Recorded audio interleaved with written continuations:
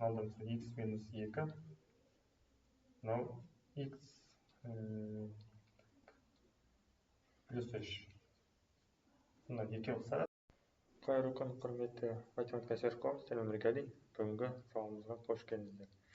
Бүгінгі сауалымыз тақырыбы бізде анықталған жіктерді есептеу. Екі жағдай бар. 0 бөлінген шексіздік деген анықталмаған жіктерді есептейтін боламыз. Бізде егер бізде осындай жағдай берілсін, мысалы функциямыз f от x және g от x. Яғни біз енді алдынан да бөлінгенде шек алған кезде бізде 0 бөлінген 0 дейтін жағдайға жиі кездесеміз. Егер бұл жағдайдың шешімі бар, біз тек келесі жолдарды қарастырамыз. Яғни мына функциямыз егер көп мүше болса, онда біз алгебралық жолмен, яғни оларды қысқаша көбейту формуласы арқылы жіктеп, алдында бөлімдегі ұқсас мүшелерді қысқарту арқылы біз шек тауымызға болады. Екіншісі эквивалент ақсыз кішкене функция. Егер біздің f от x және g от x-іміз қандай да бір тригонометриялық функция болса, біз оны эквивалент ақсыз кішкене функциялар арқылы табады екенбіз.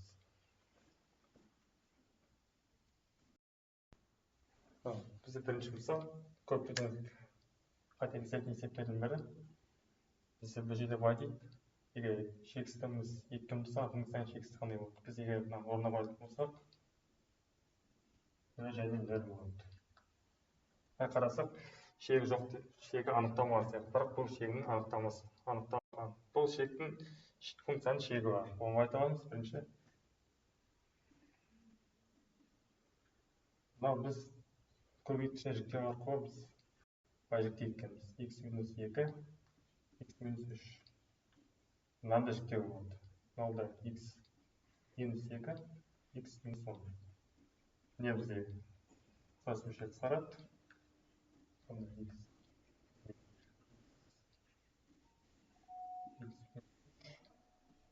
минус 10.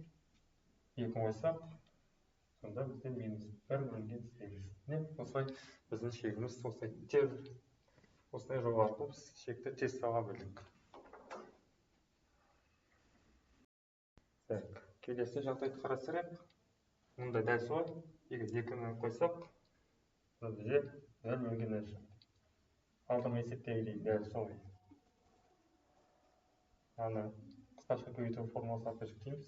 X минус 2, x квадрат қосқан 2x қосқан 4. Алдым x минус 2, мынау x плюс 3. Мына екеуі ұқсас. 2 жерде қалады, сонда 2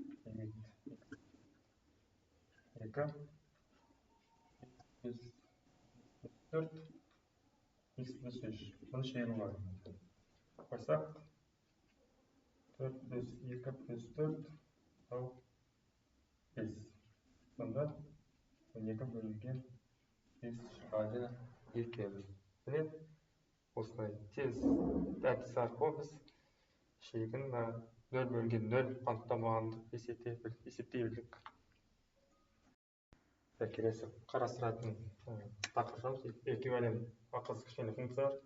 Қысқаша анықтама берген. Эквивалент ақсыз кішкене функцияны егер функцияның шегі 0-ге ұмтылса, мынаның екі функцияның қатынасы бірге тең болады. Шегінің қатынасы. Яғни біздің ax функциямыз x0-де bx функциясына эквивалент болады. Сол екі функцияның қатынасы бірге тең болатын функцияны эквивалент ақсыз кішкене функция деп аталады. Бізде эквивалент ақсыз кішкене функциялардың тізімі. Біз жаттауымыз қажет. Синус тангенс арк синус арк тангенсте x болады. ax минус 1-де x эвена болады. 1 қосқан x-тің k дәрежесіне бізде kx болады. Және логарифм 1 қосқан x-те x логарифм a негізді e. Негізі ақсыз кішкене функция. Бұны жаттауымыз қажет, себебі шекті есептеген кезде осыларды қолданатын боламыз. Жаттау керек нәрсе. Бізде мысал берді. Арк синус 6х бөлінген арк тангенс 2х. Біз нөлге ұмтылған кезде функциямыз нешеге ұмтылады? Жай қоятын болсақ, нөлге нөл шығады. Бірақ негізі бұл функцияның шегі бар. Яғни біз мына қолданамыз. Бізде арк синус 6х жай ғана 6х болып қалды. Арк тангенс х 2х болып қалды. Болды. Енді орнына қойсаңыз 6х бөлінген 2х х минус квадрат 6-ны 2 квадратта 3 болады. Оп-оңай. Мынаны жаттасақ болды. Мынаны жаттасақ, мына ешектерді есептеген тіпті оңай болды. Келесі мысал дәл солай. Тангенс 4х бөлінген синус 6х. Қалай есептейміз? Қойсақ, мұнда нөлмен шығады. Былай қарасақ, шешімі жоқ сияқты. Ал біз мынаны қолданайық.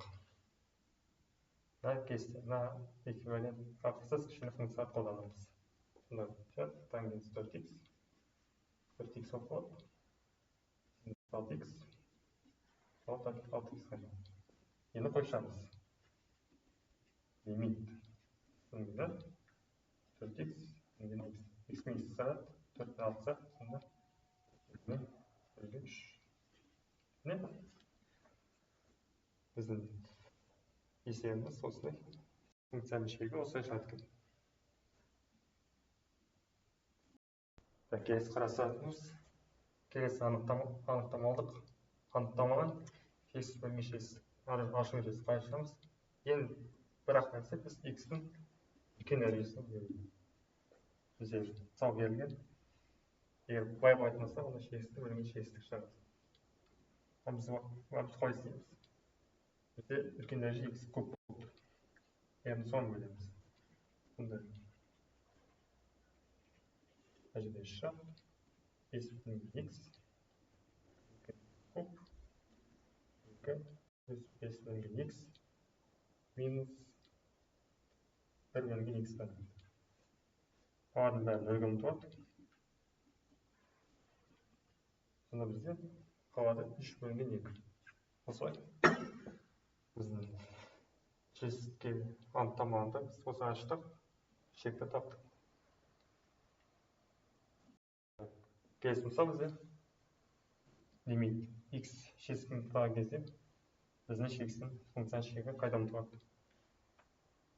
Негізі былай қарап отырсақ, былай қарайтын болсақ, x бөлінген білмейміз қалай шегі. Бірақ x болған мәлімдейік. Біздің мақсатымыз x көпқа бөлу. Әр мүшесі. Сонда былай шықты. 4 17 x квадрат 2 4 5 x куб.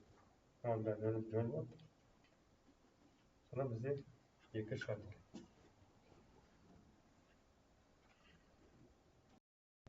Сауымызды қорытындылайық. Бүгінгі сауымызда біз нөл бөлінген нөл, шексіздік бөлінген шексіздік сияқты анықтамаларды аша білдік. Қалай? Алгебра жолымен аштық.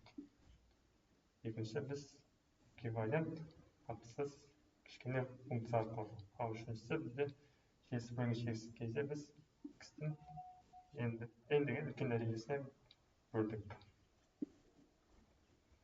Жалпы болса, бүгінгі сауалымыз егер видео сауалым ұнаса лайк басқанына тіркеле кетіңіздер. Егер қандай да сұрақтарыңыз болса,